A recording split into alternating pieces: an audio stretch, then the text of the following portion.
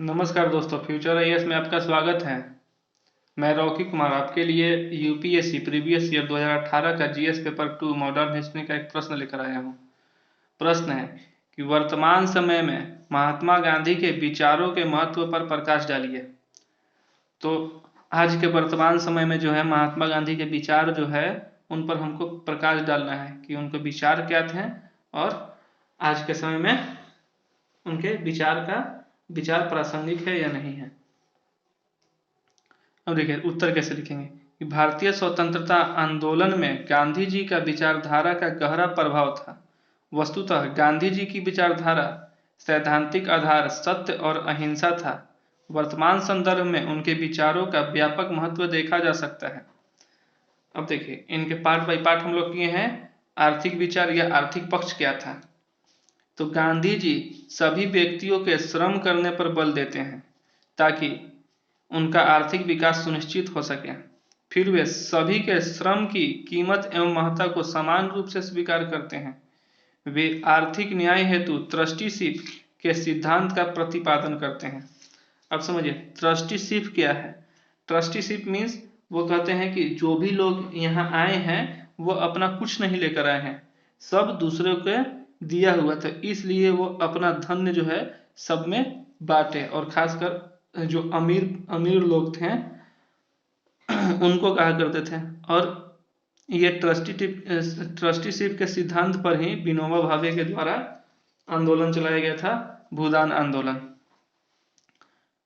कि अपने जितना जरूरत है उतना ही यूज करें, बाकी आप अन्य को दे दें। सिद्धांत के प्रतिपादन करते हैं जिनका अनुरूप धनी व्यक्ति को उतनी ही संपत्ति का उपयोग करना चाहिए जितनी उसको आवश्यकता है।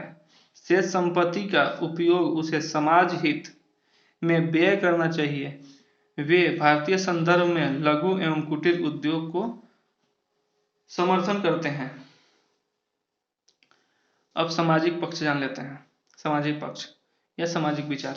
गांधी जी ने आदर्श समाज की स्थापना पर बल दिया जिसमें अप्राकृतिक ऊंच नीच का भाव, अस्पृश्यता, छुआछूत, स्त्री पुरुष आदि में भेदभाव न हो।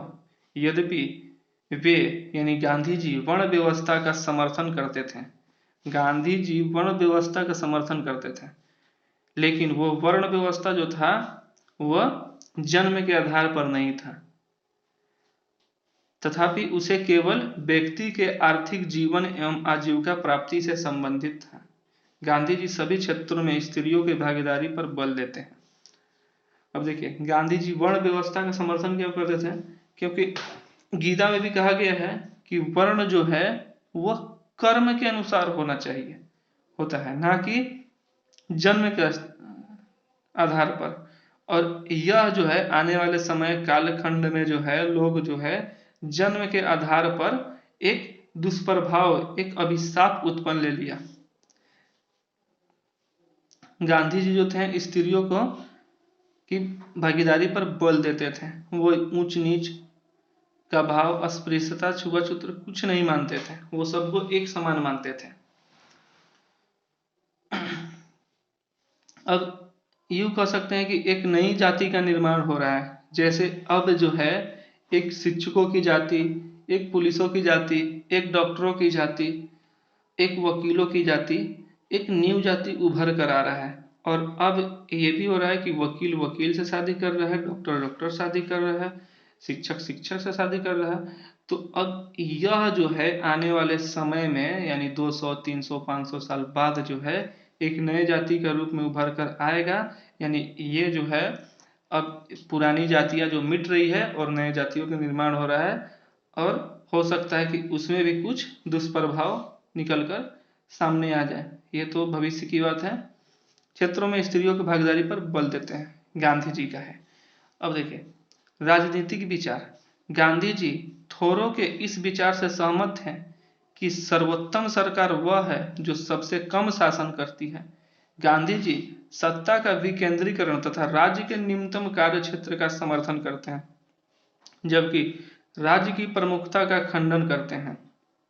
गांधी जी सत्ता का विकेंद्रीकरण, वो पंचायती राज चाहते थे जो बाद में पंचायती राज भारत में लागू किया गया, खंडन करते हैं।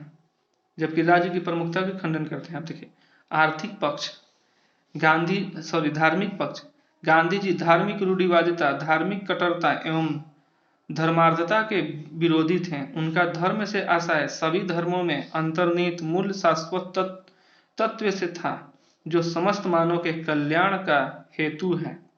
वे सर्वधर्म सद्भाव